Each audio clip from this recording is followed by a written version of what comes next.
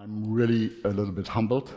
I'm privileged to have the conversation with, let's say, powerhouse politician over the tax law. And let's say you as an advisor, usually sometimes you have to work and so on and you think it's stressy, but to have realized, let's say, what is your agenda throughout the last days, etc., it's nothing comparable. So thank you very much, Mr. Tridico, that you have just 1 minute ahead of our conversation have arrived. And we discussed what to present to you. Tax law is a choppy waters, so probably Mr. Tridico will, not probably, hopefully, and he will, let's say, sum up his institutional role at the EU, more or less in the center stage of political powerhouse, and really, let's say, outlining very much of the future patterns of tax law, not only for financial services, but also for other topics. And the idea for the agenda is, because you had such a, let's say, busy time, what are the top news out of, let's say, the EU? If I read the agenda of the tax committee, it's impressive. Last 2 days ago, let's say, what is the news or what is the future of the financial service industry in taxation? Then we will cover up, or not cover, step a little bit back. Is our tax system sustainability as such? Question open. Will be very, very interesting. Then discussing what is your preferred, let's say, design pattern for the future taxation. And last but not least, and very important, financial services, London, but the EU, single capital market union, what is necessary, how we can achieve this, if this in this turbulent, as we learned in the morning very interestingly, in this turbulent times, how we can make it. And taxation will play probably a very significant role. And last but not least, and this will be encompassed in our discussion hopefully, how the tax system can really support, let's say, value creation for the society. I'm already talking too much. No, Mr. Tridico, thank you very much for being here, and I'm really interested learning from you as a person. You are in the cooking kitchen of political taxation policies, etc. What is going on? What are the utmost news?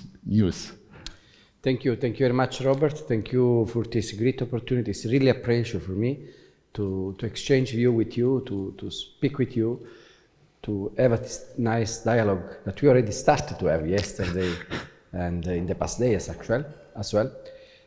It is an opportunity as well for me to learn from you who are very much in the sector from the other side, implementing probably what we are doing all the time. So, any nice speech starts with the following sentence usually. We are in a challenging and transformative time, yeah? This is what we usually say when we want to say something important. Well, this sentence, which seems rhetoric today, as far as international landscape and global taxation is concerned, actually is very true. So, as not to be invented, or there is nothing rhetoric there, it is true. And it's true for many issues which are happening in the world at political level. And you know that this affects everything. Affect the way we speak, affect the way we trade, affect the way you do business, and affect the way we do politics. We are in the middle of a change in which actually defense, security, it is transforming. Trade at the global level is transforming as well. Polarization of the society, fragmentation of the society, hate very often, conflict occurring. And in all that, politics has to make all this possible to stabilize business because actually business in the end is what feeds the society in terms of employment, opportunity for all. Now, in this framework, in this changing time, I have, however, with my colleagues in the Parliament, very specific role on fixing tax issue, tax policy, basically. Well, first of all, let me tell you from where I come, and then probably you understand better as well my agenda, my personal preferences. I've been, before 2024, I've been in charge of the pension agency in Italy, pension and welfare institute in Italy, which is the biggest in Europe, with a turnover of 800 billion euro. In Italy, pension welfare is all together, and it's at national level. It is not federal, it is not regional. And actually, you put pension, which is a big thing, and then employment, welfare subsidy, maternity leave, everything that concerns welfare is there. So one of the most important things that you can see there in this big institution, which is called INPS in Italy, probably some Italians here are aware of that, is basically the social contract among agents. And the social contract is the basis of the sustainability. If you want to know from where sustainability comes, actually it comes from the social contract that the country defines. I just came from a mission concerning sustainability. Let me say it is an anecdote. I just come from a mission in a country which is occurring, which is... you cannot name it. No, I will name it. It is no secret, of course. It is in the middle of a huge transformation from an economic point of view. It is doing so much well. It is accumulating capital, housing, financial sector is exploding, income is increasing, employment is going so high, GDP is increasing, which is United Arab Emirates, Abu Dhabi and Dubai. I was as well impressed by, for instance, the trade that Italy has with Abu Dhabi and Dubai and the Emirates as such, which is 20 billion euro per year of value. Just to think a comparison, Italy has, which is an export-led economy, has 67 billion euro of value of export to US. 330 million people, historical tradition of relation with Europe and with Italy, and the trade amount of export of Italy is 67 billion. And we are so much worried, by the way, for tariffs. Abu Dhabi is 20 million. It's a new country. We started 10 years ago to trade with them, probably. It's already 20 million. So 1/3 of the American one, with 1/10 of the population. So the potential is huge, not only for Abu Dhabi, for the world. This is what I want to say. So we need to be careful when we think about deglobalization as well. It's not about deglobalization. It's about a new way to think about globalization. It's about new channels. Abu Dhabi and Dubai just entered BRICS country. What I want to tell you about social contract there is not something positive. In fact, it's the fact that Abu Dhabi, Dubai, and all the Emirates, they have 12 million people, population. 1.5 are resident citizen, Emirates. Then you have 7 million of people who are blue-collar workers, mostly from China, from India, Pakistan, South Africa, or Africa in general. And then you have 2 million of billionaires enjoying life and, of course, investing as well there. So this is the demographic structure of this country. Is this country sustainable? This is the main question that, as a politician, I will do. And I will as well ask to the leaders of Emirates. Well, as far as there is no social contract there, these people are coming there for 20 years, working and then going back. Billionaires are going there, probably attracted by very good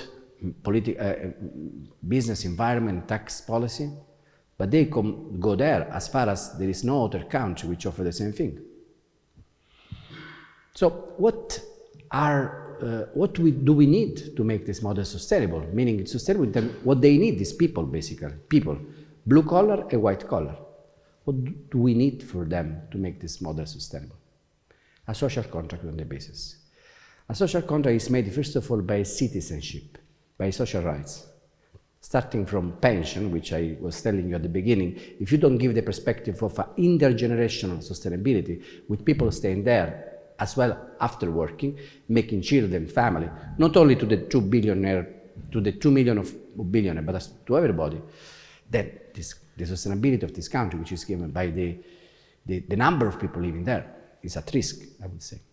So let's go then to speak about sustainability after this example. The transformation in Europe, in States, in advanced economy today is very much oriented and shaped by digital transformation. Basically, European countries and advanced economy always occurred in industrial revolution, and then you have a capital substituting labor all the time.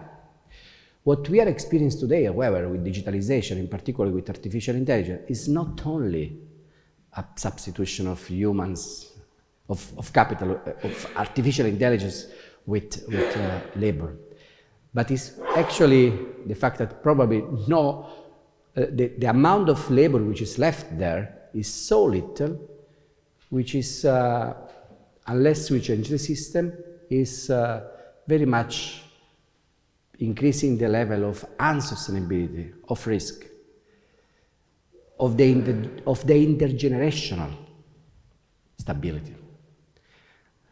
Let me say better. Pensioners today are basically paid by workers of today. And tomorrow will be the same, because we build the system, our industry, our manufacturing is built in the way that our welfare system is based on worker and on firm paying the taxes for the worker. And as far as we have workers and firms paying the tax for the worker, the welfare system is sustainable. But when we do not have any longer these workers there, because it is substituted completely by artificial intelligence, the intergenerational stability is not ensured any longer. As far as the system rely very much on workers and firms paying the taxes for the system, as far as this is the rule. And this is the rule. And this is the rule that needs to be changed, I would say. Because as far as capital is pushing so much, artificial intelligence is entering the system, labor is substituting so much capital, we are not able any longer to make sure that firms and workers are able to pay enough tax to sustain the welfare system, of which in Europe we are very jealous to have. So think about a traditional manufacturing industry in UK, or in Italy, in Europe, a restaurant or a car industry, whatever, having on average in Europe 40,000 euros or pound wage, before taxes, and then on net 25,000 euro or pound net average wage in restaurant, in manufacturing industry, where you have an asset in the country. Well, after all, 20 or 20,000 per year of wage are not high, as you know. It's very low. So all these people work, support the system, and still they are almost poor, or anyway, not any longer even middle class. And we complain, and you complain very much, rightly, that the amount of tax that firm and worker pay is very high. If they could get 40,000 euros or pound, this would be much better than 20. But in the end, they need to pay 20, because the firms pay contribution, pay social transfer, pay income tax, And they complain, of course, that it's too much, 50% of the labor cost. And the workers as well complain. So we want to lower down taxes. Yes, and we want, and this is my objective as well. But how do we support the system that we've built? And this is the main question. We support the system that, if we want to support, because we need the social contract to be intergenerational sustainable, if we want to support the system, we need to radically change the way how we tax. Not any longer asset, workers, firms pay labor cost, but something else. The main sources of today is not actually coming from there. So one comment here. So we were talking about, let's say, the world or the new disorder of the world. What we are facing here now, or what we're learning here from the power center of the EU regarding tax policies, there are ideas, and it's not just a think tank, but you have on the agenda pushing this forward, we have to rethink our tax system as such. And this has major implications, of course, for financial services. Yeah. And then is the question, what would be your first personally preferred design pattern for these for the future, let's say, tax system we discuss about, and from a political point of view, how the discussion is going on in the EU Parliament with the Commission in this direction, what we may face, and what is the time frame to adapt. So let's say change. We have the current. We will discuss about this later. The current tax system, especially in financial service, it is not completely unsophisticated, to put it this way. And with this transformational topic, which now politically arises, additional complexity, especially in transformational time frame, will usually arise. I'm already talking too much. What are your preferred design patterns? Okay.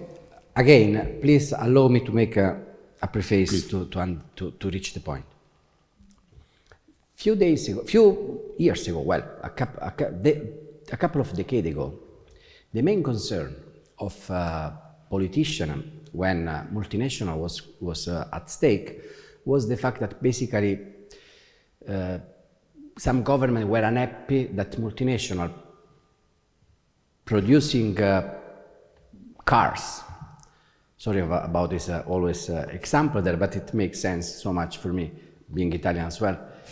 Cars in Turin, former Fiat, producing cars in Turin or in Italy, having headquarters in Netherlands, was not fair. Was not considered fair, because then you pay corporate tax in Netherlands, and probably you do that because Netherlands has a very aggressive tax policy. But then Italy was exporting cars everywhere in the world. The same applied to Germany, to all manufacturing in Europe. And the main concern was how to make sure that actually corporate tax are paid as well, where assets are, where workers are, where goods are, actually for the same very reason of the sustainability. Yeah, I told you at the beginning, which is my background, so to make sure that the social contract is respected by everybody. Now, today, 2025, not any longer in the 90s, the main concern is not about where business have assets and workers. It's not that. Because we do have the most important corporation having the biggest bill, not having at all assets and workers in the country to produce services in particular. They don't. So then does it not really matter where you have the headquarters? What really matters is where you sell your goods, your services. Who is using your services? Think about digital services. Digital services are produced where? We don't know. They're produced in the cloud, the network. Yeah? What matters for the digital service is the user. And the users are in China, 1.5 billion people, in India, another 1.5, in Africa, in Europe, 500 million people. But let's imagine that you have a big producer of services company in Luxembourg, a small country, which has only one office. From this office, they produce services for Germany, for Italy, and for UK. Well, so far, this digital service pay taxes in Luxembourg, of corporation tax, I mean, yeah? But having most of the bill,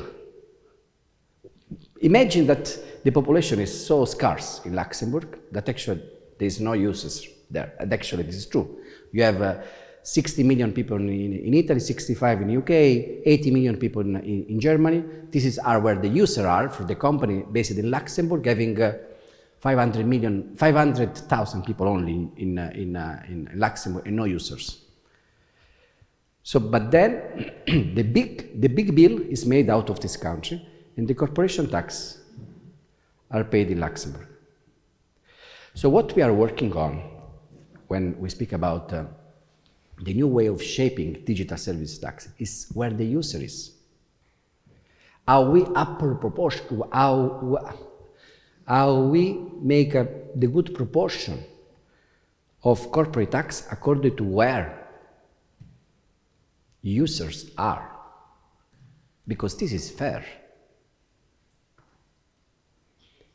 If your revenue are made in Germany and nothing is left there, where there are 80 million people, sorry, which need to be sustainable for the future generation as well there.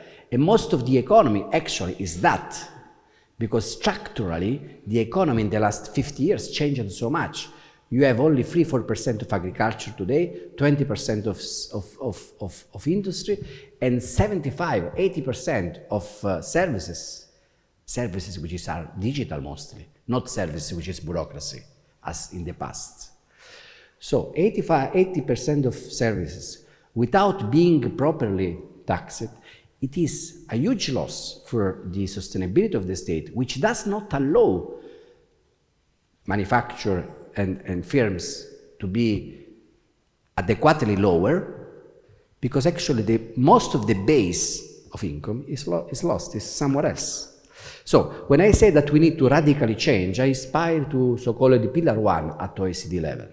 The Pillar 1 is aiming at reproportionate the corporate tax profit, the profit tax, the corporate tax, on the basis of where the users are, on the basis of where not your assets are, because it's an old-fashioned definition that does not apply. It is losing so much appealing as a definition, but where the users are. One comment a lot. I think this is, let's say, ultimately the question about tax sovereignty, which has get very fluid throughout the last, let's say, decades. But what is interesting from my point of view, let's say the original or the origins of international tax law, let's say in the 20s, they were based on imperialism, where, let's say, the value creation was in Europe and where the assets, or US of course, and where the, let's say, products were sold, no taxation per se. And now this shift, even in Europe, very significantly, disregarding where the, let's say, innovation takes place, we shift to a consuming, let's say, state, and therefore quite passively defend or have to establish our tax base. So from an overall perspective, I think the shift, especially taking into account the current state of the EU, it is probably necessary to finance, to fund public spending, but it also shows, let's say, that we are lacking innovation up to a certain degree in the past. And this resonates, let's say, so is only the design pattern probably to regain or to shift tax sovereignty in the specific way you addressed, understood as an idea, but is this sufficient? Or do we need other, let's say, tax incentives really to trigger innovation, so that Europe with, let's say, taxation topics might get back to more innovative state, and therefore probably might also balance in the upcoming or in the current, let's say, multipolar world, competing with China, competing with US, also that we are really able to compete from the productive perspective too. What is the role of tax in this? Thank you. Very interesting. Well, first of all, let me start from one word that you used. You say that tax policy is a sovereign issue, is a sovereign domain. Yeah. So while we say that actually tax policy are national policy, multinational are not national. So there is a strong contradiction here between what the business looks like, even more now, today, with the digital transformation, and what national policy are. So we pretend, we want that national policy are national, tax policy are national, but actually the landscape is completely irrelevant for national policy in this domain. Yeah. And one additional idea, because I have shown that we do not have too much time left, if 10 minutes left. We are here in a little bit.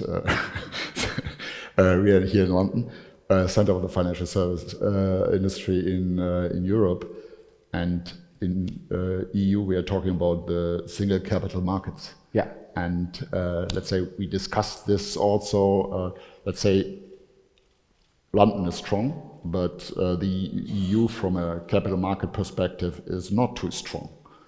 And how to, let's say, ramp up this idea of the single Europe capital markets. Yeah.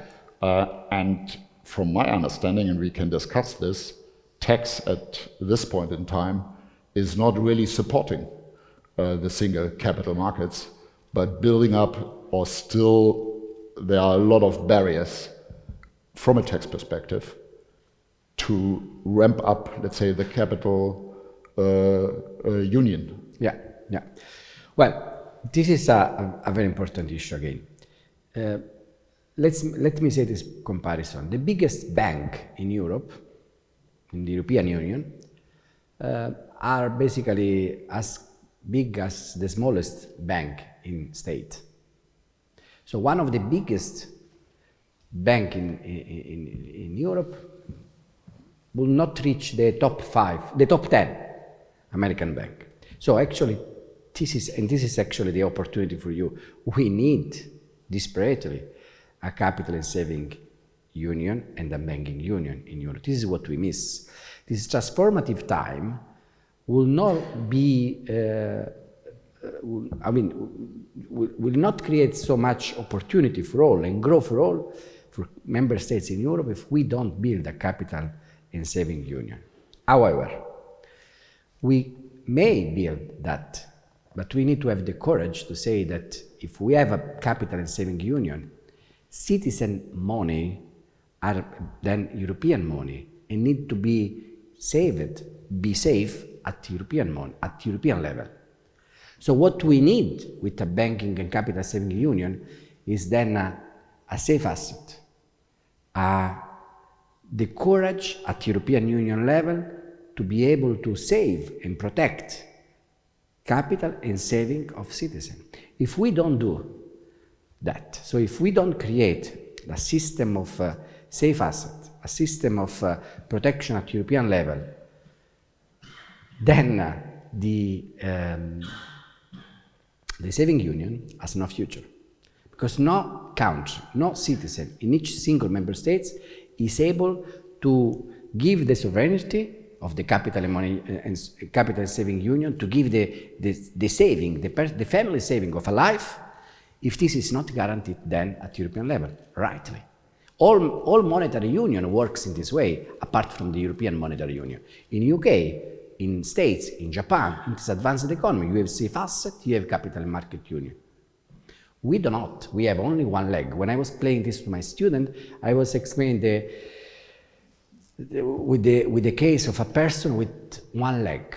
A person with one leg and not two is not in equilibrium. You have only the monetary union without the proper safe asset, which allow among member states to protect citizen and firm business if something happened. Something happened like during the financial crisis in 2008, for instance. There, it was clear that we had only one leg, the monetary leg, and nothing else.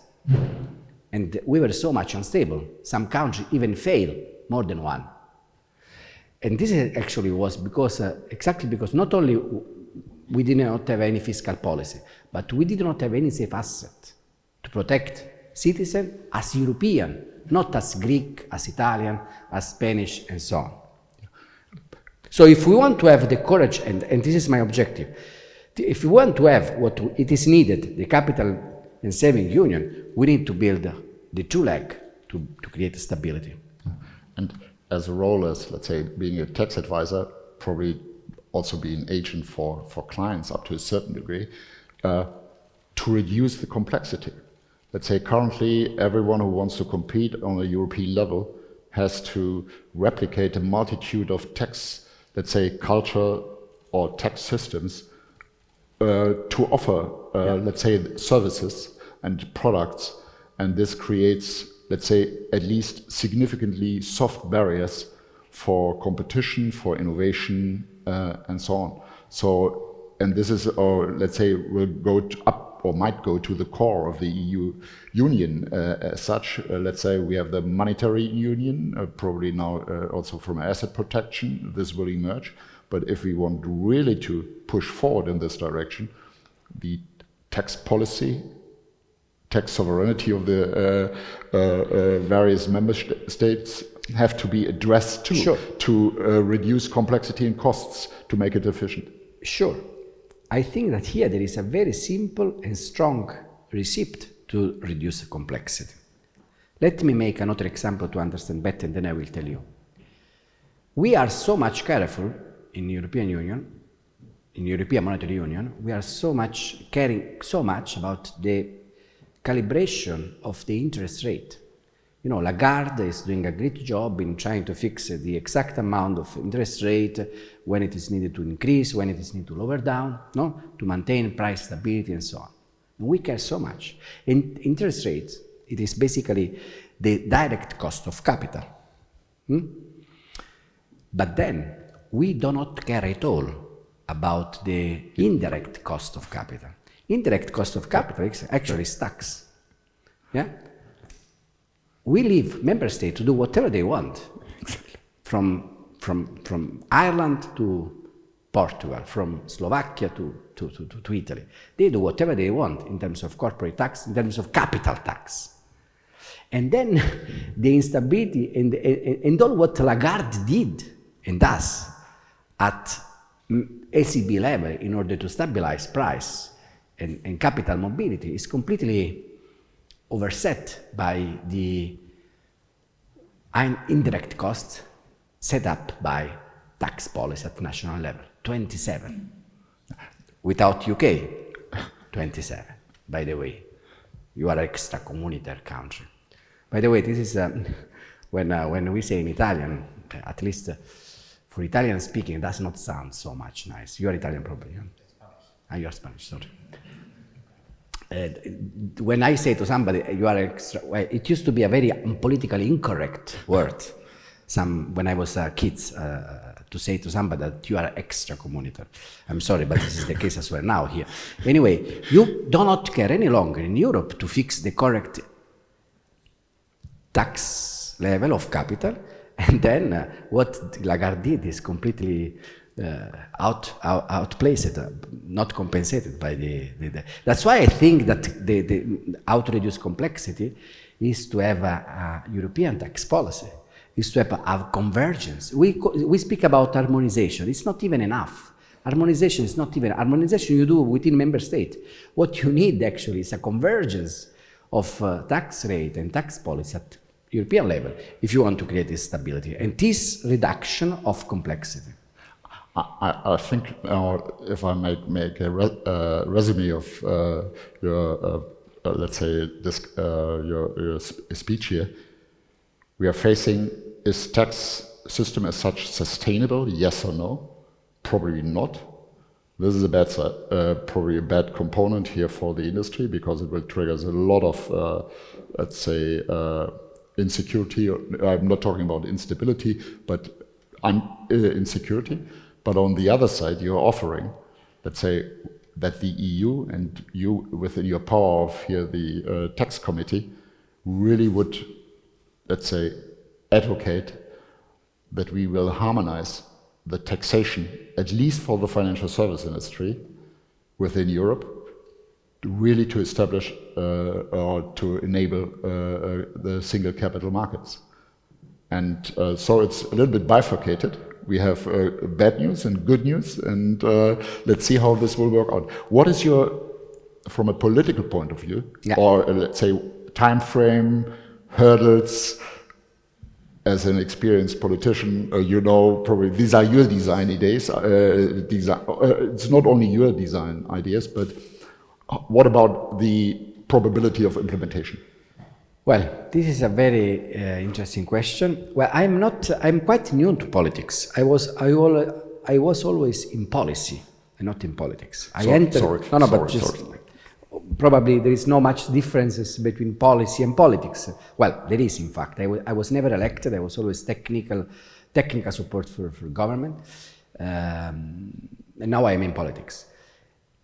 And, you know, today in Europe, you have at least three parties, three political groups. Since you asked me a very political question, I have to answer as a politician now, and not as long as an economist. You have three political groups who refer to themselves as a sovereign national party, and the slogan of these parties today, of these three main parties, which are big, are less Europe and more national member state. This is the slogan. They campaigned in 2024 to collect votes with this slogan. And this is the first time that we have a sovereign national groups party within Europe, which is probably roughly 40%, 45% of the European Parliament. So this is basically, and I'm really sorry about that, I belong to the outer spectrum of the Parliament. This is probably the worst period as far as integration is concerned for Europe in terms of European Parliament. Probably the Commission has a different approach, but European Parliament is such. So, unfortunately, to your answer, I cannot answer, to your question, I cannot answer positively, but I have to answer negatively. But I am an optimist by nature, so I really hope in the integration in the future. Thank you very much. Highly appreciate, Mr. Tridico, for your insights. Thank you.